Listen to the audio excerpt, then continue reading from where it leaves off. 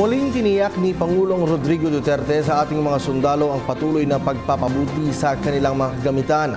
Inihayag ito ng Pangulo sa kanyang pagbisita kahapon sa Camp Songco sa Cotabato City upang makiramay sa pamilya ng mga nasawing sundalo na si Corporal Josel Mirabeles at Private First Class JP Durana. Ang mga ito ay napatay habang nagsasagawa ng operasyon laban sa illegal na droga.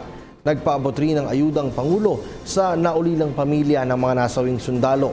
Ipinag-utos rin niya sa AFP ang pagtatatag ng tanggapan na aasikaso sa agarang pagbibigay ng pensyon at benepisyo sa pamilya ng mga namatay na sundalo.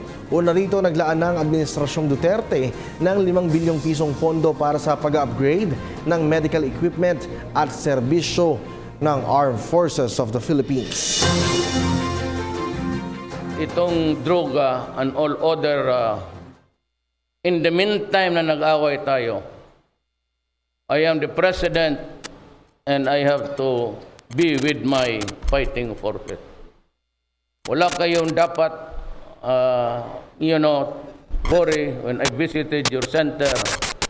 I would not want into a blame game, but I gave you 5 billion for the acquisition of modern equipment. At yung MRI, barrek. Yung barrek, importante yan kasi kung maglabanan at hindi ka na-extract kaagad and you have a wonder, festering, napipiste ka tapos tinalian mo and you're not dying but there is gangrene. Eh kung may ilipad ka lang kaagad doon sa center, I bought you a barrack. Yan, it can mahahabol niya yung decomposition ng gangrene. It's very important. Nung nakita ko, and a host of other gamma rays na karamihan sakit ninyo, kidney.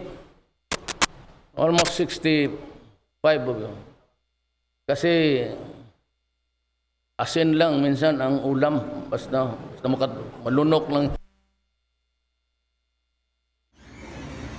Si Cathy San Gabriel, subscribe na sa PTV YouTube channel.